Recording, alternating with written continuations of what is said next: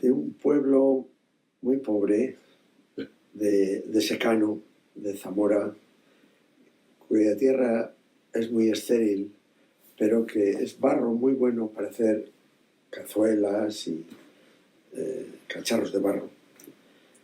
Los de mi pueblo se llaman cacharreros. Y los cacharreros tienen una virtud, es que las mujeres son los que hacen los cacharros. Yo siempre he visto trabajar a las mujeres en mi pueblo, porque ellas hacían los cacharros, sentadas en el suelo en un torno como hace 2000 años. No había más instrumentos de maquinaria. Y el horno era una pira de leña, por eso se acabaron con todos los árboles, claro. Y ahí estaba días cociendo los cacharros. Y los hombres, ¿qué hacían? Los hombres iban a vender los cacharros. Los subían en un borrico, los metían en las alforjas y los iban a vender pues, en Madrid, a Barcelona, en Valladolid. Estaban siempre vendiendo los cacharros. Era un poco como los maragatos, que los maragatos se dedicaban al transporte y las mujeres en la maragatería llevaban las labores agrícolas. Esa es mi infancia, hasta los 6 años que mis padres se trasladaron a San Sebastián, porque en fin, mi padre hace unas oposiciones a ordenanza de los ministerios civiles, como se llamaba entonces, y es destinado a la Delegación de Hacienda de San Sebastián. Bueno, ahí nos trasladamos para esa aventura, puesto que mis padres no tenían tierras en propiedad, tenían tierras en arriendo, y eso no era rentable. No era rentable, las tierras producían muy poco, y como millones de españoles, o cientos de miles de españoles en aquellos años, pues tienen que huir del campo. Aunque los agricultores propietarios era una buena coyuntura, porque el precio del trigo subió hasta las nubes. Era muy escaso, era un bien escasísimo, y el consumo de pan era muy alto, ¿no? Ahora el pan se consume, pero entonces era el alimento fundamental. Era el alcalde del pueblo, porque había estado en la guerra, y era falangista, y lo nombraron jefe local del movimiento, se llamaba así, supongo, sí, y alcalde, sin sueldo, naturalmente, ¿no? Entonces era todo había que hacer la revolución nacional sindicalista, ¿no? Había que plantar árboles. Y me acuerdo que mi padre plantaba árboles, porque uno de los puntos de la falange decían que había que plantar la repoblación forestal, ¿no? Pero luego los mozos del pueblo se los arrancaban por la noche, porque odiaban el árbol. Porque, no sé, nunca entendí muy bien por qué odiaban tanto a los árboles. Pero era una cosa muy castellana, el odio al árbol. Porque en los árboles anidan los pájaros. Y suponían que los pájaros se comían los granos de trigo, sin pensar que los pájaros se comían los granos de trigo, pero sobre todo los insectos que comían los granos de trigo. Por lo tanto, los pájaros eran útiles para la agricultura, pero odiaban. Bueno, yo de niño jugábamos a cazar pájaros y a sacarle los ojos a los pájaros y hacerle todo tipo de perrerías, porque participamos de ese odio a los pájaros. No a la cigüeña era sagrada y anidaba en la torre de la iglesia, pero los demás pájaros, en fin, bueno, y a veces algunos se comían. Bueno, hay un refrán que es en Pereruela, que es mi pueblo, todo lo que vuela a la cazuela. Sí, porque está en la guerra, pero bueno, hasta los 3 o 4 años, ¿no? Sí, estaba en la guerra, y no había permisos, entonces la guerra era hasta que terminara la guerra. Y yo lo vi realmente cuando volvió de la guerra con un caballo de cartón y una manta. Eso es del ejército, era todo el equipaje que traía. La manta del ejército y el caballo de cartón. Lo compró en Barcelona porque entró con las tropas en Barcelona y había una tienda que se llamaba el caballo de Cartró, que hacía caballos de cartón. Lo digo porque años después, muchos años después, en los años 70, yo fui detenido por la policía y luego me hicieron un consejo de guerra y todo eso. Total, que tuve que elegir, de momento, hasta el consejo de guerra, tuve que elegir una pensión donde vivir, 5 meses en Barcelona. Y por azar, empezar, porque estaba cerca de la Capitanía General donde tenía que presentarme, pues hombre, yo vi Hostal Tobogán, allí en la Plaza Real. Y debajo del Hostal Tobogán había una tienda que se llamaba El Caball de Cartró. Es decir, allí es donde me habían comprado el caballo de cartón, que fue el símbolo de mi niñez en Teruel, porque yo era prácticamente el único juguete, aparte de los tiragomas, que eso sí, los tiragomas tirachinas, ¿no? Y instrumentos para guerrear y todo esto, sí. Bueno, yo rezaba todas las noches, Impe, no maten rojos papá. Mi madre me enseñó a leer de tal forma que y escribir, de tal forma que a los 3 años yo leía y escribía. Una ventaja de mi generación. Y, ¿por qué escribía yo? No escribía en una pizarra, se escribía en una pizarra. En el papel había muy poco, era muy escaso. Yo era uno de los pocos niños que en la escuela tenía el privilegio de tener papel para escribir, porque eso era un privilegio. Y era como mi padre era el alcalde, pues me daba todos los papeles sucios que había en la alcaldía, que, bueno, algunos habría, supongo, ¿no? Pero no había más papel que ese en el pueblo, ¿no? No se podía comprar papel, no existía esa mercancía. Y yo escribía en la pizarra y en el papel. En la pizarra, bueno, habrá que describir lo que era la pizarra, ¿no? Era como los instrumentos estos que tienen los niños ahora para internet y todas esas cosas, y los juegos y todo eso, que lo borran, escriben, lo borran. Pues con la pizarra también se escribía y se borraba, simplemente se escupía y se borraba con la manga, y era muy práctico, ¿no? Porque aquello era eterno, hacías una suma y la educación era muy buena, tanto es así que en algunos aspectos, claro, no podía ser muy buena porque no teníamos libros, no teníamos papel, no teníamos... Claro, los instrumentos pedagógicos eran muy endebles. Pero se enseñaba muy bien, por ejemplo, yo cuando fui a San Sebastián me ponen en la clase que me correspondía en primaria, y algunas cosas para mí eran, claro, desconocidas. Por ejemplo, yo no sabía leer un tebeo, no entendía el lenguaje de los tebeos. ¿Cómo iba a entender el lenguaje de los libros si no entendía el lenguaje de los tebeos, ¿no? Y entonces yo sufría muchísimo. Mi padre me compraba tebeos todas las semanas para que leyera los tebeos. Hoy parece increíble que no se entienda el lenguaje de los tebeos, pero yo no los entendía. Es como el cine.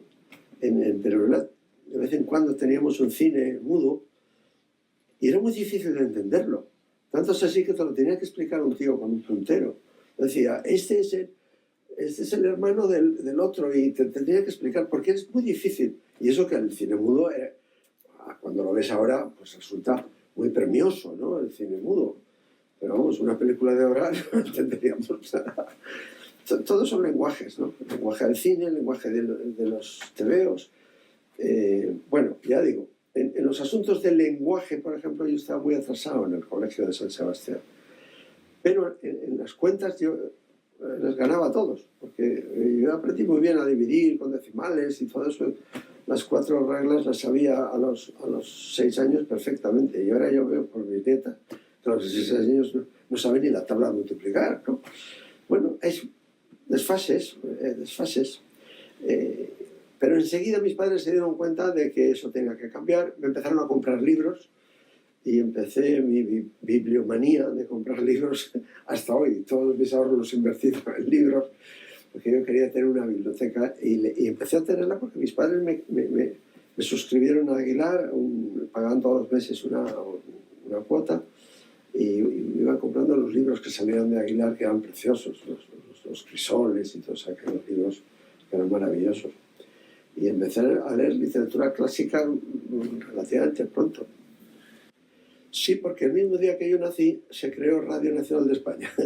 El mismo día, exactamente. Qué coincidencia, ¿no? Radio Nacional de España fue todavía no era televisión, claro, era solo Radio Nacional, que era de una calidad excelente, vamos. Seguramente era la mejor radio que había en Europa. Fue un regalo de Hitler personal a Franco. Y en Salamanca, claro.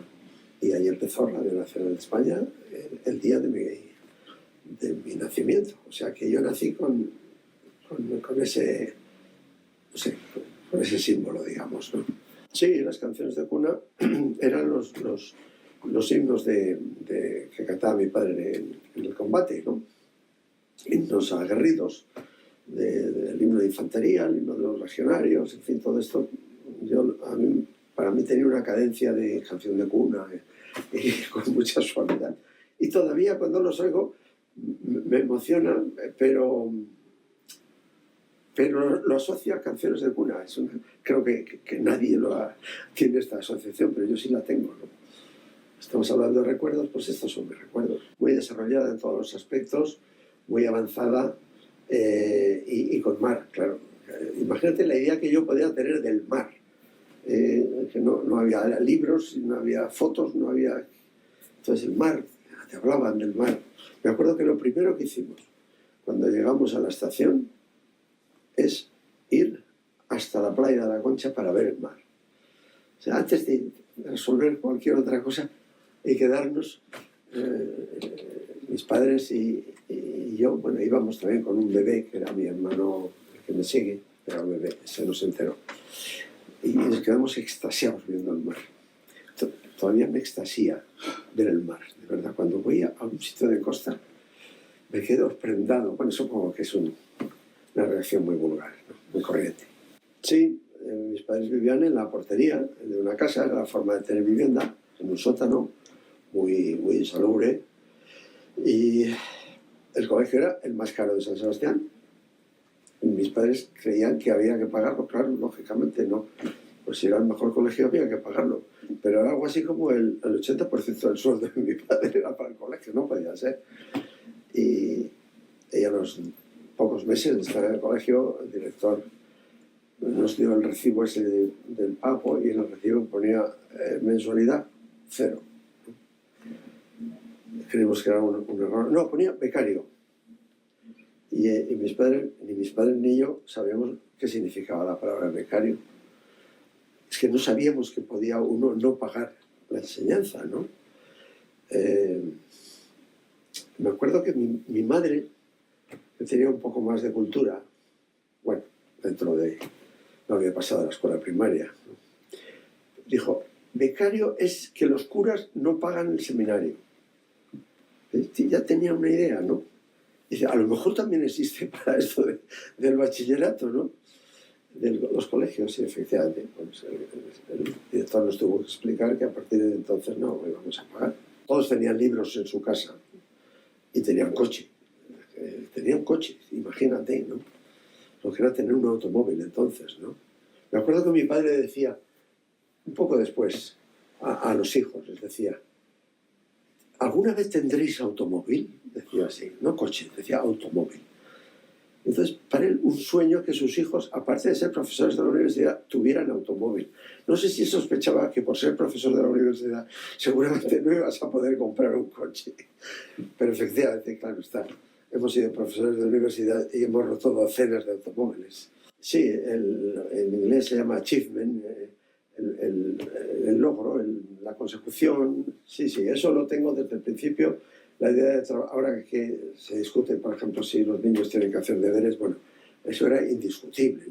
Yo tuve que hacer deberes todos los días de mi vida estudiantil y todos los días del verano, de las vacaciones, aunque fuera a leer, por ejemplo. Yo en verano a veces leía 2 libros diarios. O sea, esa primera ausencia de libros después se transforma en una obsesión de leer.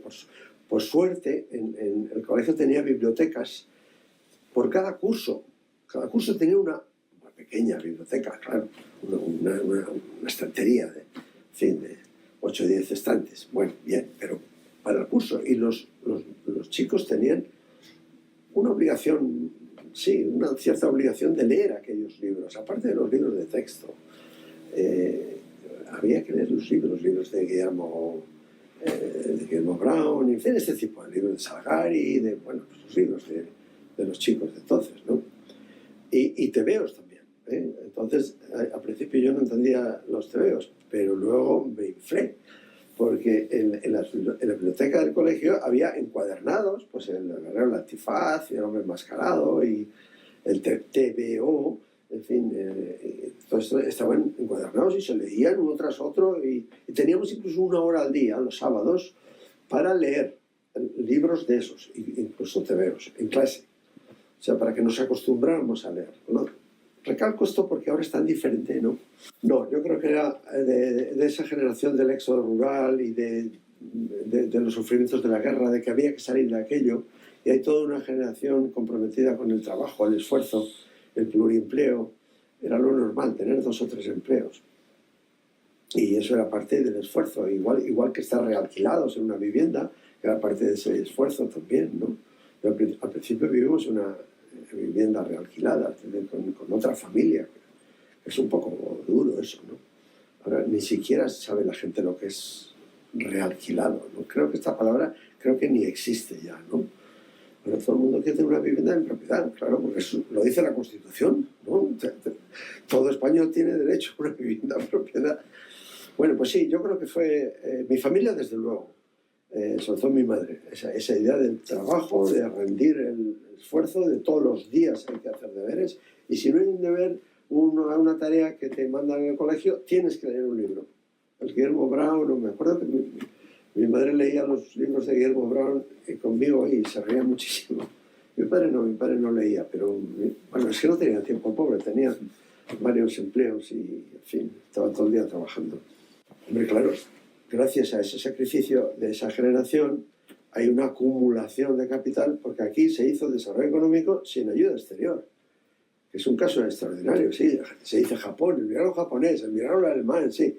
Un momento, eso se hizo con ayuda del Plan Marshall, y por una acumulación previa, porque habían sido países industriales antes de la guerra. Pero en España, que no era un país industrial y no tenía ayuda exterior, ¿cómo diablos se desarrolla? Pues con ahorro forzoso.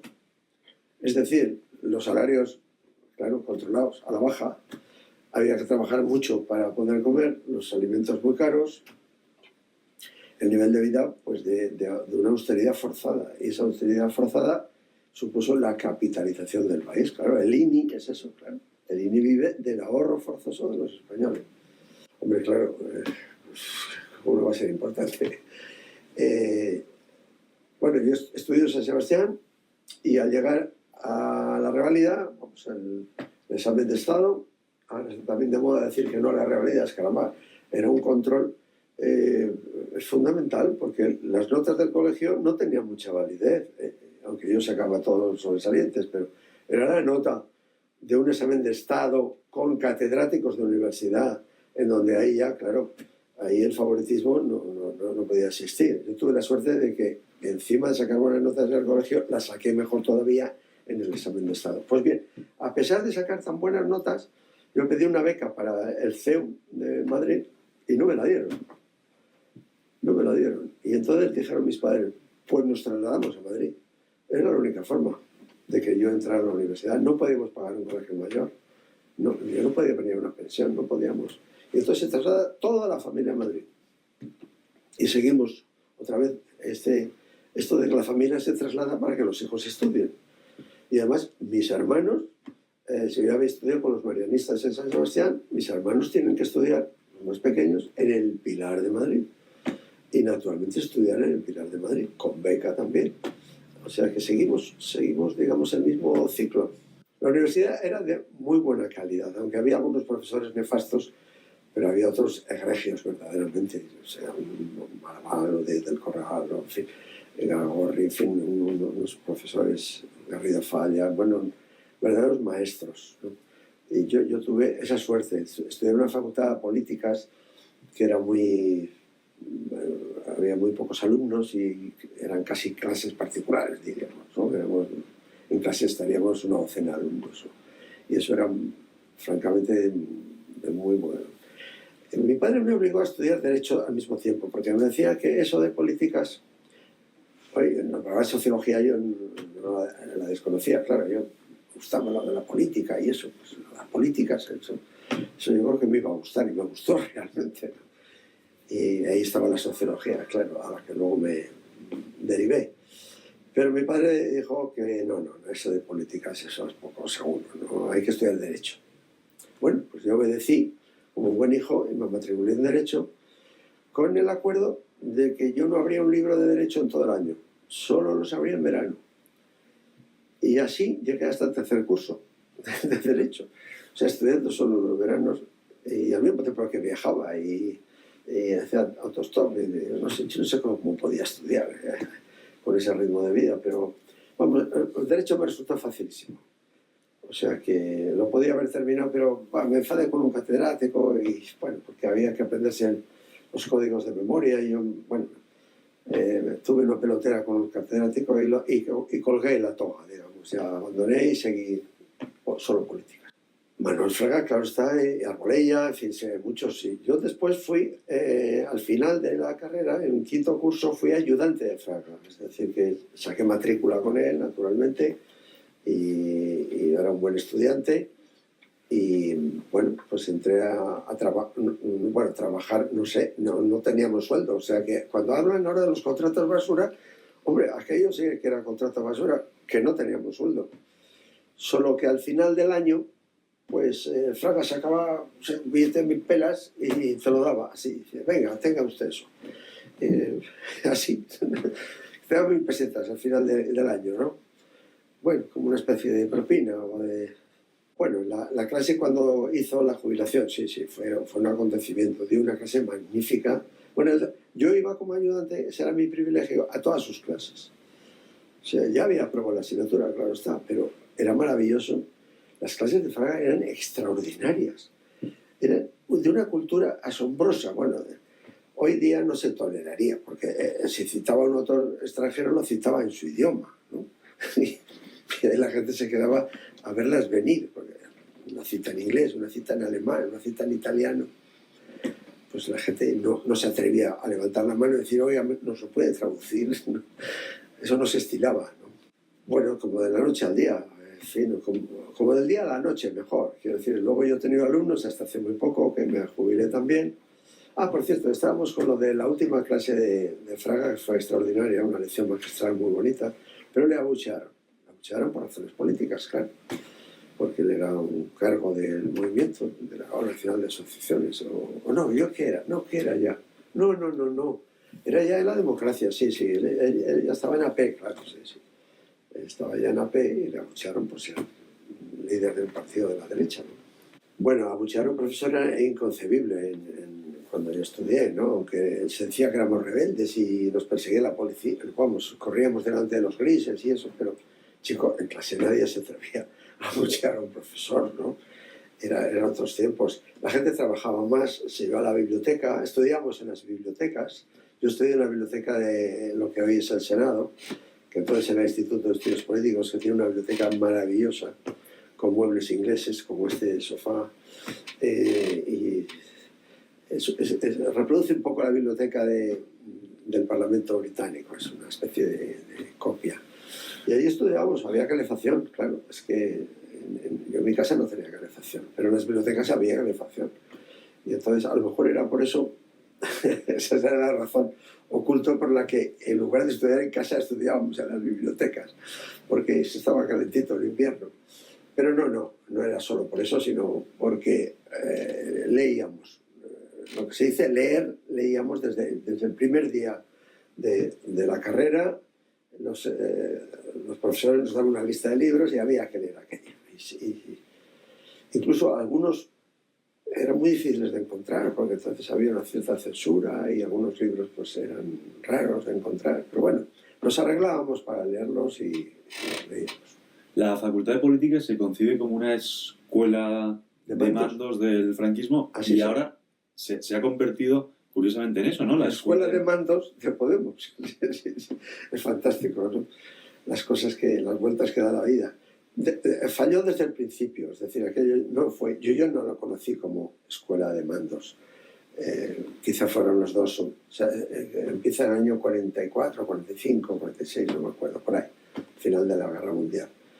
Y efectivamente, muy de adoctrinamiento falangista y para formar pero eso no dura nada.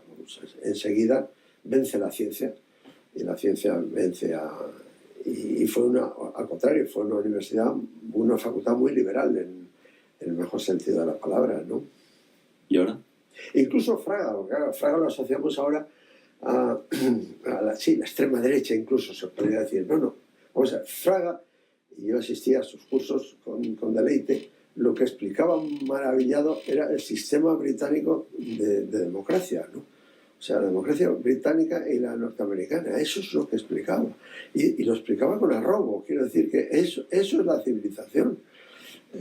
Bueno, luego las vueltas que da la vida, ¿no? Bueno, ahora se explica pues el indigenismo y en fin, y todas estas cosas. Una locura lo que ahora se explica, ¿no? Pero sobre todo los estudiantes ahora no estudian, es decir, no van a las bibliotecas, no tienen libros, no se les ve. Entra uno en la cafetería de la facultad y nadie tiene un libro debajo del brazo, ¿no? Y si hubiéramos sacado la foto en los años 50, cuando yo estudié, pues todos íbamos con un libro debajo del brazo. Esa es la diferencia, ¿no? Incluso a veces lo robábamos, bueno, y en fin, ya sé, eso conviene no decirlo, no lo sé, pero llegamos hasta eso. Y había además formas muy finas de robar un libro. Por ejemplo, los libros antes tenían su precio marcado a lápiz en la primera página, en la primera página, sí, que en blanco, ¿no? Entonces, un sistema era ir con una goma de borrar, tachar el precio y poner un precio más barato. Yo no pagaba esto. Se lavaba su conciencia de que no lo había robado, simplemente se había hecho un descuento, ¿no? No, porque en mis últimos años de facultad, bueno, en mis últimos y en todos los años, yo he estado siempre en la sección de sociología y ellos han continuado en la sección de políticas. Cuando yo estudié no había sección de sociología, era solo políticas. O sea, yo en realidad soy licenciado, doctor en políticas, luego soy en sociología, pues no existía. Luego lo estudié en Estados Unidos, pero entonces no existía sociología como tal.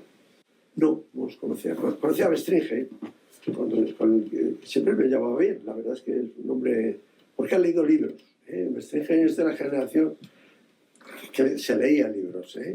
Puede que sea el último de esa generación que leía libros. Después de él me parece que ya se han leído pocos libros. No he leído nada. No he leído nada. Más que, yo qué sé, un catecismo de marxismo y cosas de esas. Pero vamos, yo lo que le leo y le oigo, su cultura es nula, vamos, nula. En todo caso de oídas, le suena alguna cosa, plusvalía, yo qué sé, alguna palabra técnica, el gran capital, no sé, suena todo eso. Pero ya en mis tiempos, más que leer a Marx, se leía a los que explicaban a Marx. Yo no hice eso, yo me leía a Marx desde el principio. En el primero de carrera ya me había leído a Marx y a Lenin. Me acuerdo, precisamente en una clase de Fraga, que aquel día estaba Carro, que luego fue ministro, era su ayudante, y nos dijo después de las vacaciones de Semana Santa: a ver, ¿qué libros han leído estas vacaciones? Y yo, con mi pedantería característica, levanté la mano y dijo: he leído El Estado y la Revolución de Lenin. Aquello era una provocación. Primero, era un libro inencontrable en España, había que leerlo en francés y había estado en Francia, me lo había traído en la mochila, ¿no? Pero era una provocación. Pero bueno, yo creo que fue un acierto leer a Marx, o sea, los marxistas auténticos desde el principio, ya te vacuna. En cambio, si solo lees a la Marta Harnecker y a todos los que difunden el marxismo, bueno, lo difunden como un catecismo y tú te afilias a la secta, ¿no? Bueno, me afiliaron mis padres al Frente de Juventudes, era lo natural, dado que mi padre era falangista, y él, bueno, ya no ejercía mucho de falangista, incluso ya empezaba a ser crítico yo creo que fue crítico por el referéndum del año 47, donde mi padre votó 7 veces. Siempre decía, bueno, esto está degenerando, ¿no? Esto no es la falange, porque yo he votado 7 veces. O sea, estas elecciones son elecciones trucadas, ¿no? Como todo el mundo sabe.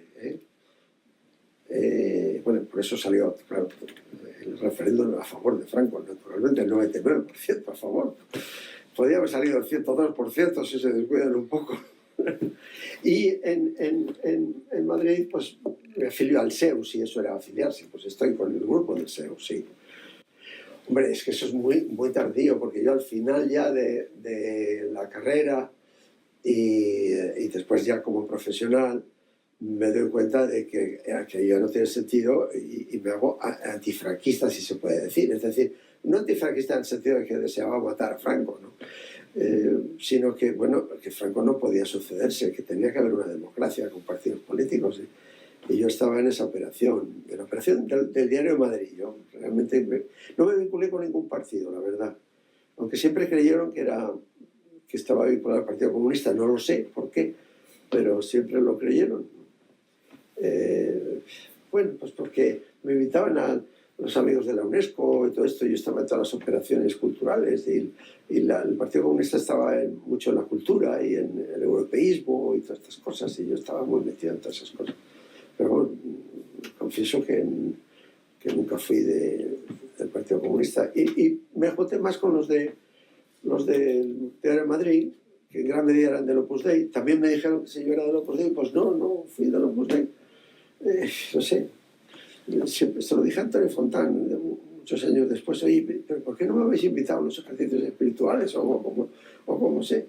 Dice: no, es que tú eres un tipo, eres muy buen chico, y muy inteligente y todas esas cosas, muy buena persona, pero tienes un punto de rebeldía que no nos va. Y siempre he tenido ese punto de rebeldía, sí, siempre. Siempre he estado, desde esos años que ya son de madurez, porque ya tengo, en fin, ya tengo 20 y tantos años, siempre he estado en contra de los que mandan, siempre. Y así me he ido, está muy mal. Por eso lo de la cárcel se asocia con que, claro, estando en contra de los que mandan, en el año 70, pues se me ocurre escribir que la guerra civil era una guerra civil, que no era una guerra de liberación, y eso por lo visto era un delito muy grave, yo no lo sabía. Pero la ignorancia de la ley no excusa de su cumplimiento, como dice el artículo 2 del Código Civil. No, lo pasé muy mal, francamente. Yo no era de esos señoritos que iban a la cárcel porque sus papás, pues bueno, pues los iban a exonerar de toda consecuencia, iban a sacar las oposiciones y tenían el futuro asegurado. O sea, que los socialistas de mi tiempo pues eran, sí, no voy a citar nombres, todos son conocidos, pero sus papás eran jerarcas del régimen o personas muy bien situadas, y yo no tenía esa condición social. Es decir, que lo mío me podía costar la cátedra, como me costó más o menos después, por haber estado en la cárcel. Total, que yo acabo en la cárcel por escribir un artículo, y puede que fuera por mi sensibilidad o porque yo no perteneciera a un partido, y por lo tanto yo en la cárcel yo no estoy con los políticos de un partido, no quise saber nada con ellos, yo estoy con la gente corriente de la cárcel, ¿no? Es más, fui el bibliotecario de la prisión, como era lógico, claro. ¿Quién va a ser el bibliotecario? Pues el amigo de los libros. Por cierto, que descubrí algunas perlas en aquella biblioteca de la cárcel que nadie había leído seguramente. Un librito de Román Perpiñá, que luego fue mi maestro, un economista muy distinguido, que le dimos el premio Príncipe de Asturias. Sí, bueno, ese es otro episodio muy distinto, claro.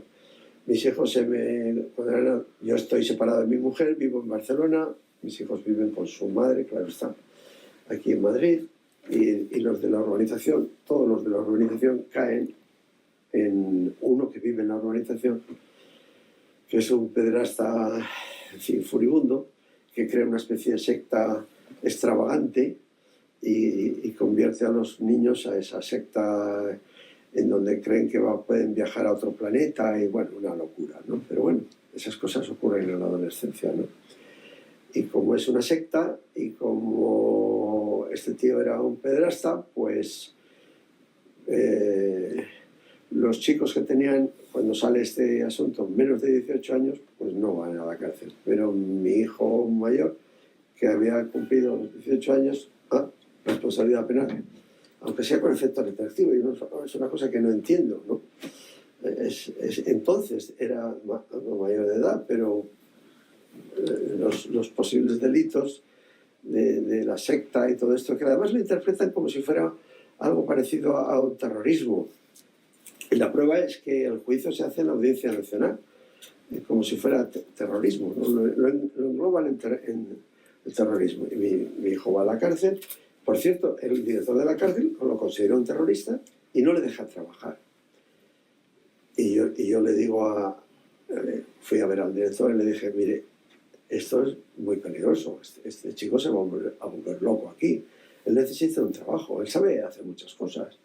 Y le convencí de que le pusieran al frente de la imprenta. Y hizo una revolución, le puso las nuevas tecnologías y empezó a ser rentable la imprenta aquella, y eso le salvó. Y también le salvó por otra razón, porque él, con motivo de la secta, había abandonado los estudios, que es lo típico de las sectas, abandonan los estudios, porque ellos se van a ir a otro planeta, y tienen mesianismos y todas estas cosas. Y yo tuve que convencerle en la cárcel de que se matriculara en primero de físicas, cuando se había pasado el plazo, pero para eso están los amigos, no los amigos.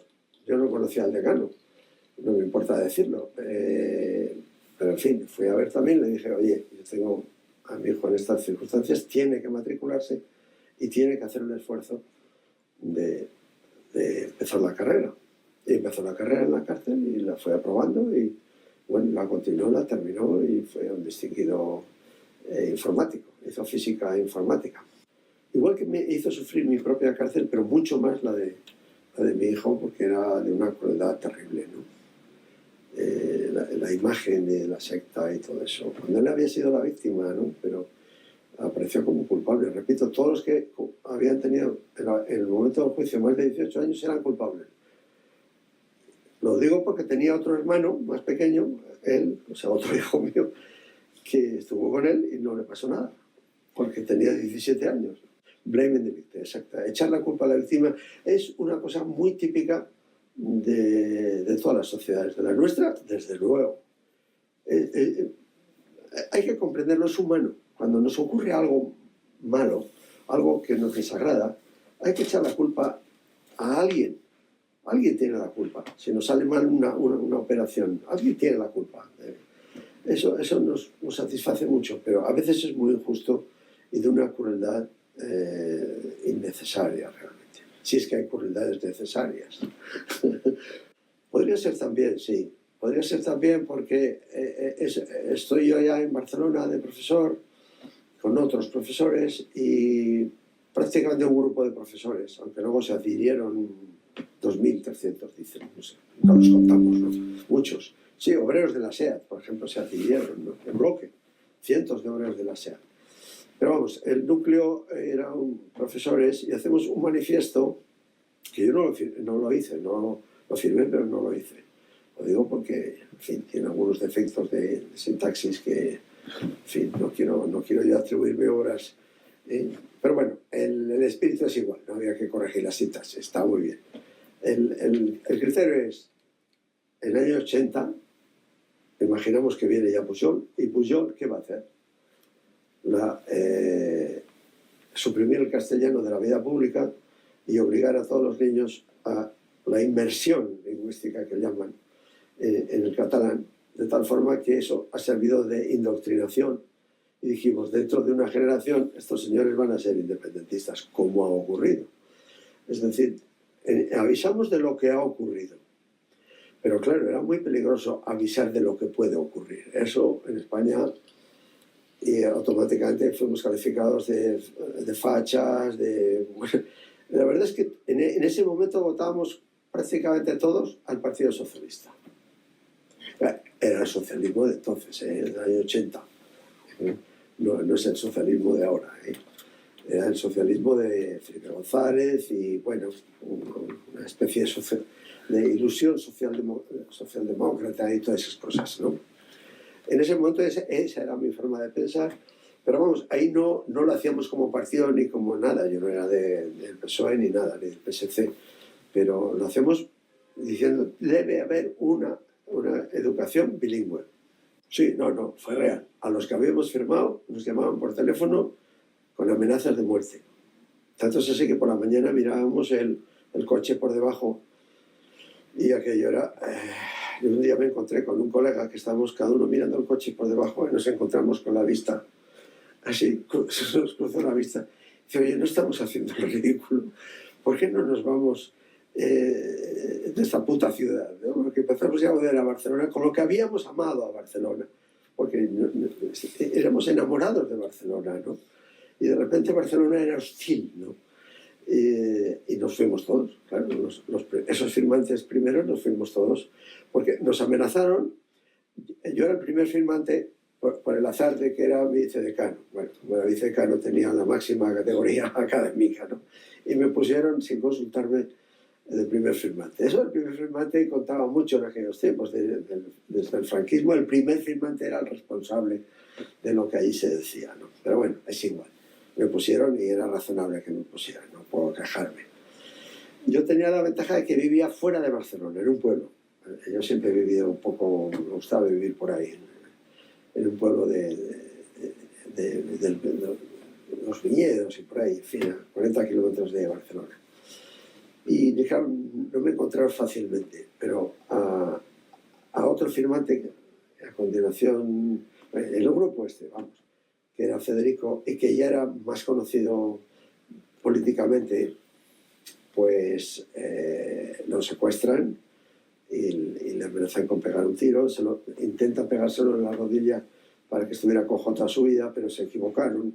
Eran unos chapuzas estos, y se lo dieron en el muslo, y el muslo se cura, ¿no? O sea, pero si se lo pegan en la rodilla, y lo podían haber matado, lo dejaron atado toda la noche en un árbol, vamos, una cosa espantosa, espantosa. Hice una encuesta sobre el uso del vascuence en Álava, una encuesta muy bien hecha, por cierto. Yo creo de las mejores encuestas que hemos hecho, con entrevistadores bilingües, tenían que saber vasco y castellano para poder elegir el idioma, para no prejuzgar, ¿no? Por cierto, casi todo el mundo elegía el castellano, porque los caseros ahí de las montañas del sur del norte de Ávila, de Álava, decían, es que esto del Batuaya no lo entendemos bien, preferimos hablar en castellano, ¿no? Qué cosa tan curiosa, ¿no? Estamos estudiando ese proceso. Nosotros descubrimos una cosa muy interesante, que por edad ya casi todos los chicos entendían y hablaban vasco. Podían entenderlo y hablarlo, pero no lo hablaban. Era un poco como el latín. Yo di 7 años de latín. Podía traducir el latín y podía entenderme. En Alemania me entendía con las niñas en latín.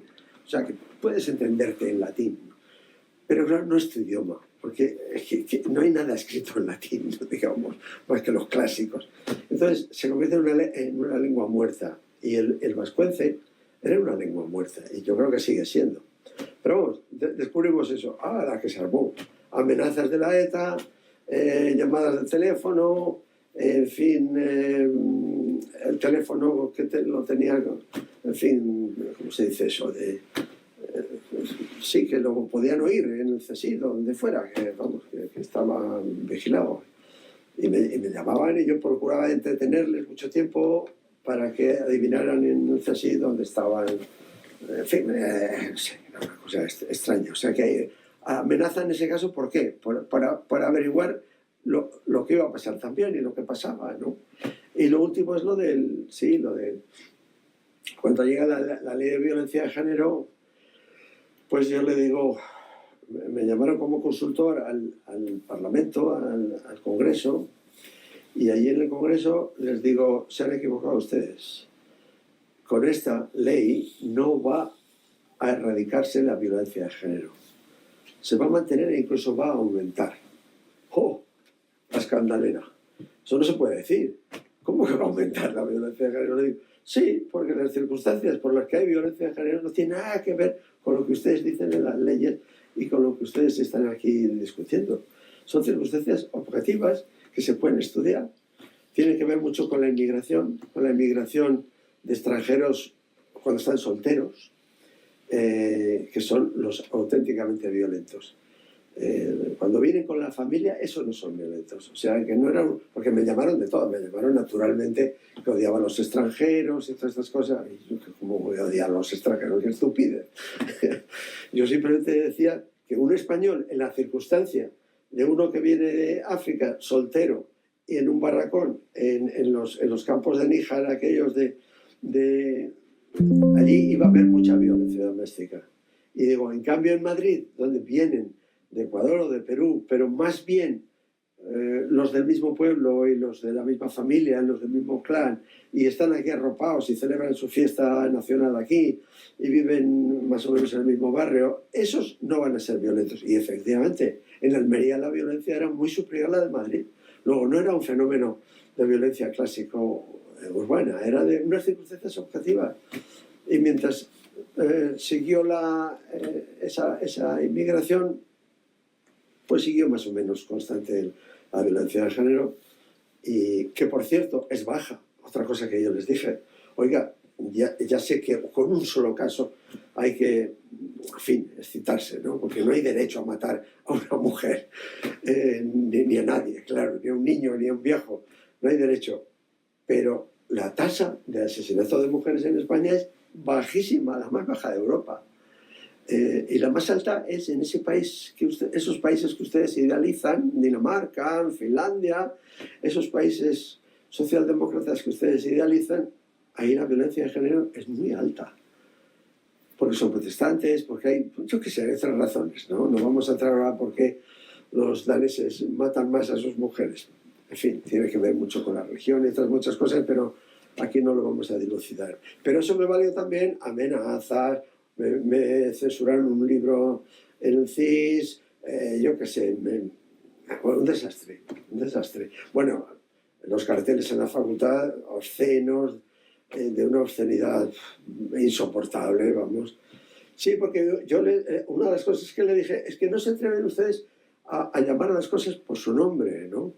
Porque dicen ustedes, hay que condenar pues la ablación, ¿cómo dicen? La ablación... No. La ablación... Sí, para tener hijos. Digo, no, vamos a ver. No es una ablación para tener hijos, ¿no? Además, las ablaciones son muy raras, ¿no? Simplemente que le cortan el clítoris. Ustedes no quieren decir cortar el clítoris porque les molesta la palabra, citar la palabra clítoris. Son ustedes, no sé, de una mentalidad muy antigua. Pues es el clítoris lo que le cortan, que no tiene que ver nada con la reproducción, precisamente. Es un órgano que está junto a los órganos de la reproducción, pero no sirve para la reproducción. Es una maravilla de la evolución humana para que disfruten las mujeres, dado que parir es tan pesado en los mamíferos humanos, como ya dice la Biblia, por cierto, también, ¿no? Que parirás con dolor. Y por eso yo creo que como compensación hizo el clítoris, ¿no? Bueno, pues ya mencionar esto, me dibujaron, Amando tiene clítoris, no sé cuánto, me ponían en carteles, el clítoris de Amanda, bueno, ya me ridiculizaban y lo pasé mal también, pero es la estupidez humana. Sí, amo tanto el matrimonio que me he casado 4 veces, ¿no? La frase no es mía, no sé, la dijo alguien, ¿no? Bueno, pues me hubiera gustado que mi primer matrimonio hubiera perdurado. En fin, la pobre ya se murió hace tiempo. Pues sí, he ido probando y no me... No sé, no me ha agradado mucho, ¿no? Y yo qué sé, el conflictivo quizás soy yo, ha sido un desastre, ¿no? Me acuerdo que con una ex mujer hace poco le dije, oye, perdona que te dejara, en fin, fue un poco cruel lo dejarte y todo esto. Y me dice, oye, Amando, tú estás en la inopia, fui yo la que te dejó. Y yo me caí del guindo y digo, pues claro, me dejó porque yo era imposible, porque era... Y ahora tengo novia y me voy a casar. Y me voy a casar por la iglesia. Esta es la primicia que te ofrezco en esta tertulia. Y si te cuentan la historia de que me voy a casar con una mujer que se enamoró de mí viendo las tertulias que hacía contigo en Intereconomía, y seguramente también se enamoró de ti y de todos los tertulianos. Estaba enamorada de aquella tertulia. ¿Te acuerdas la tertulia de los domingos, ¿no? Ya ves, no sé, vueltas que da la vida, ¿no?